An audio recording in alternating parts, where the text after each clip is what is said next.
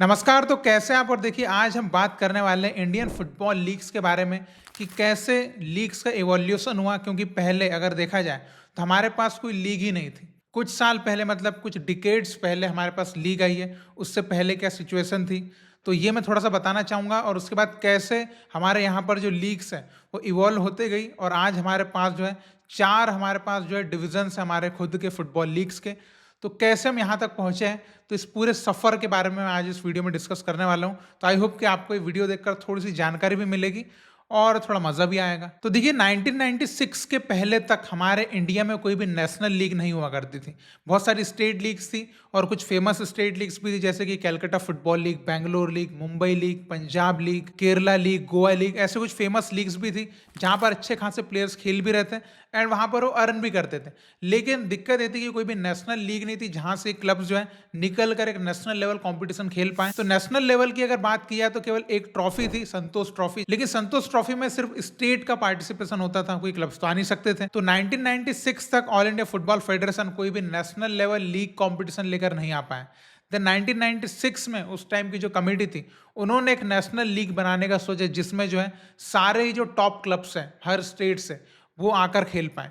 तो 1996 में national football league NFL start किया गया और इसका जो मेन उद्देश्य था वो यही था कि फुटबॉल को सारे देश में प्रमोट करना है। अब देखिए, एनएफएल तो स्टार्ट हो गया, लेकिन एनएफएल में सारे ही टीम्स को भी नहीं खिला सकते थे। तो इसको ध्यान में रखते हुए फिर 1997 में एनएफएल 2 यानी कि नेशनल फुटबॉल लीग का सेकंड डिवीजन भी लेकर आया गया, जिससे दो टीम जो है एनएफएल में प्रमोट होती थी और एनएफएल से दो टीम जो है सेकंड डिवीजन के लिए रेलीगेट होती थी। अब 1997 से 2006 तक यही दो लीग जो है इंडिया की टॉप डिवीजन लीग थी, जो नेशनल लीग भी हम कह सकते हैं। यहीं से हमको जो है नेशनल टीम के लिए प्लेयर्स भी मिल रहे थे। देन 2006 में ऑल इंडिया फुटबॉल फेडरेशन ने एनएफएल का थर्ड डिवीजन भी चालू किया, जो एक तरीके से क्वालिफाइंग टूर्नामेंट था, जिसमें सारे देश में जो है 4 जोन डिवाइड किए गए थे।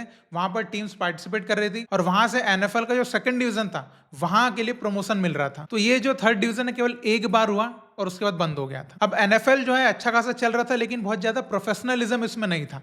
तो 2007 में ऑल इंडिया फुटबॉल फेडरेशन ने फिर से थोड़ा सा चेंजेस करने का सोचा। उन्होंने एनएफएल को बंद करने का सोचा और एक फुली प्रोफेशनल लीग को लेकर आए, ऐसा कुछ प्लान बनाया। तो उन्होंने एनएफएल की रीब्रांडिंग करी और आई लीग और सेकंड डिवीजन आई लीग जो है नाम दिया। तो इस तरीके से 2007 से आई लीग और सेकंड डिवीजन आई लीग जो है अपने इंडियन फुटबॉल में चालू हो गए। अब ये लीग्स बहुत अच्छे खासी चल रही थी, बट इनमें मार्केटिंग कहेंगे या कोई प्रमोशनल एक्टिविटीज कहेंगे या बहुत टॉप नॉच बाहर के प्लेयर्स कहें या बहुत ज्यादा सैलरीज, ये सब कुछ इसमें नहीं था। तो इसी को मद्देनजर रखते हुए 2014 में फिर से एक न्यू लीग, एक franchise based league, Indian Super League जो है वो लेकर आया जाता है, जो कि पहले ही ईयर में मोस्ट पॉपुलर लीग बन जाती है इंडियन फुटबॉल में। बिकॉज इस लीग के साथ क्या होता है कि ऑल इंडिया फुटबॉल फेडरेशन की सारी जो पावर्स है वो एफएसडीएल नाम की एक प्राइवेट कंपनी के पास चली जाती है। अब देखिए, आईएसएल एक लीग तो बहुत शानदार थी, लेकिन इसका कोई रिवॉर्ड नहीं था, केवल एक ट्रॉफी मिलना था और पैसे मिलना था। इसके अलावा क्लब लेवल पे प्लेयर्स को कोई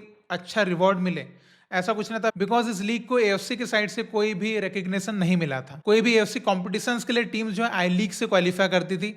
आईएसएल में केवल जो है ट्रॉफी और पैसा मिलता था। तो इसी को ध्यान में रखते हुए 2017 में ऑल इंडिया फुटबॉल फेडरेशन ने एएफसी में जाके प्रपोजल दिया कि हम आईएसएल को इंडिया की टॉप लीग बनाते हैं। लेकिन एशियन फुटबॉल कॉन्फेडरेशन ने डायरेक्टली मना कर दिया। और वहीं पर ईस्ट बंगाल और मोहन बगान जैसे जो आई लीग के क्लब्स थे उन्होंने एक अलग प्रपोजल दिया। उन्होंने कहा कि आई लीग और आईएसएल को आप मर्ज कर दो, तो ये ज्यादा बेहतर रहेगा इंडियन फुटबॉल के लिए। लेकिन एफएसडीएल और ऑल इंडिया फुटबॉल फेडरेशन ने इस चीज का सपोर्ट नहीं किया। Then All India Football Federation ने एक नया प्रपोजल बनाया और एएफसी के पास वो फिर से गए। अब नए प्रपोजल के अनुसार उन्होंने ये कहा कि हम आई लीग और आईएसएल दोनों को ही टॉप लीग्स बना देते हैं, जिसको 25 जुलाई 2017 को एएफसी ने अप्रूव कर दिया। तो 2017 से इंडिया में जो है दो टॉप डिवीजन लीग बन गई, जिसमें ये डिसाइड किया गया कि आई लीग का विनर जाएगा एसीएल में यानी कि एएफसी चैंपियंस लीग में और आईएसएल का विनर जाएगा एएफसी कप में। बट कहानी यही नहीं रुकी।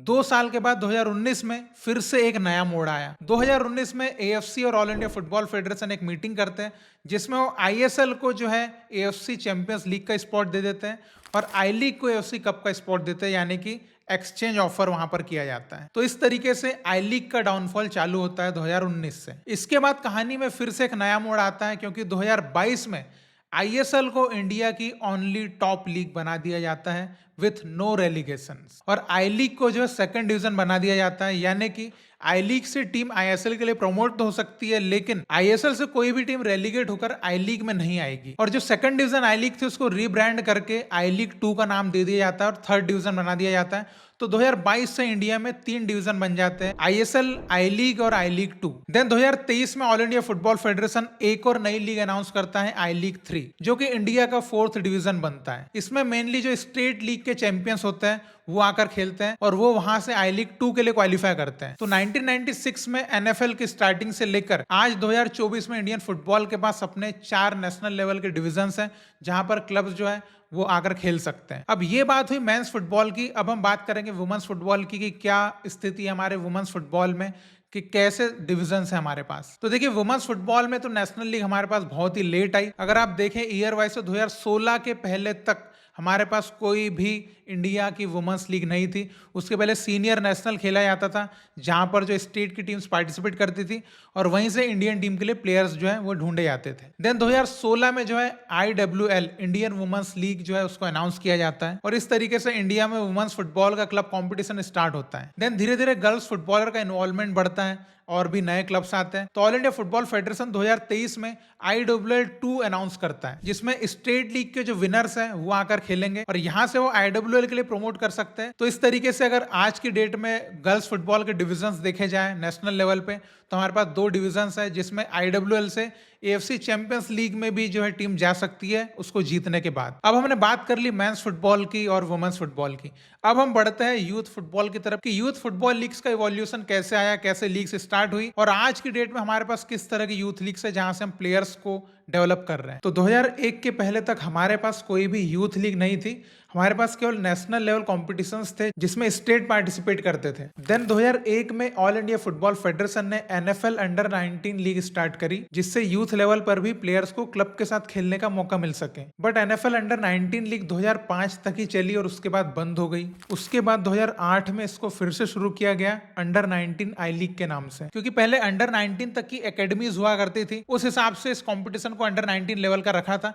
लेकिन इसमें क्या हो रहा था कि अंडर 19 के बाद प्लेयर्स को डायरेक्टली सीनियर में खेलने का मौका हर किसी को नहीं मिल पा रहा था। तो ऑल इंडिया फुटबॉल फेडरेशन ने फिर से इसमें कुछ चेंजेस किया और 2012 में अंडर 19 आई लीग को अंडर 20 आई लीग कर दिया, जिससे जो 20 साल तक के प्लेयर्स हैं उनको गेम टाइम इस लीग के थ्रू मिल पाए। लेकिन 2014 में वापस से इस लीग को अंडर 19 आई लीग कर दिया जाता है। इसके पीछे का रीजन ये केवल ऑल इंडिया फुटबॉल फेडरेशन ही बता सकता है। देन 2015 में फिर से यूथ लीग में कुछ चेंजेस किए जाते हैं। अंडर 19 आई लीग जो है उसको अंडर 18 आई लीग कर दिया जाता है और एक न्यू अंडर 15 आई लीग की शुरुआत होती है। तो इस तरीके से इंडिया के पास 2 अलग अलग एज ग्रुप के नेशनल लेवल क्लब कॉम्पिटिशन्स हो जाते हैं। लेकिन इसमें बहुत ही ज्यादा जो छोटे प्लेयर्स हैं उनको खेलने का मौका नहीं मिल पा रहा था।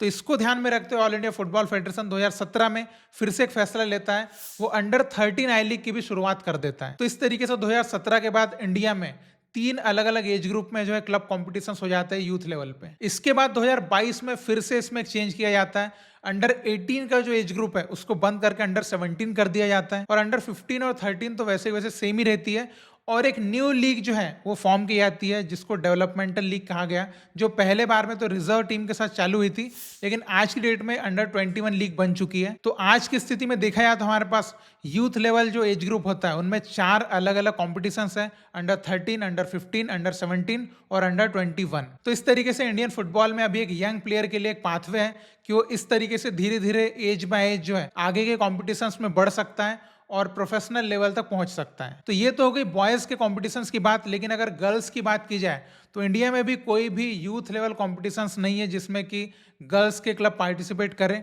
तो इसका भी जो है इंतजार है कि गर्ल्स के भी यूथ लीग्स आए जिससे गर्ल्स को भी आगे बढ़ने का मौका मिल पाए। तो यही है इंडियन फुटबॉल लीग का इवोल्यूशन फ्रॉम 1996 टू 2024। तो आई होप कि आपको इस वीडियो से एक जानकारी मिल पाई होगी कि किस तरह से इंडिया में लीग सिस्टम जो है वो इवॉल्व हुआ, कैसे हमारे पास पहले एक डिवीजन था, आज हमारे लीग सिस्टम में 4 नेशनल डिविजन्स हैं। तो अगर आपको ये वीडियो पसंद आया होगा, आपको लगता है कि एक जानकारी आप तक पहुंची है, तो कमेंट में आप आपकी ओपिनियन जरूर बताइएगा। और ऐसी और भी वीडियोस आप चाहते हैं सारे वर्ल्ड फुटबॉल को लेकर भी, तो ऐसे भी कुछ टॉपिक्स अगर आप चाहते हैं जिनको मैं कवर करूं तो आप वो कमेंट में लिख दीजिएगा, मैं उन पर भी डिटेल्ड वीडियो बनाऊंगा।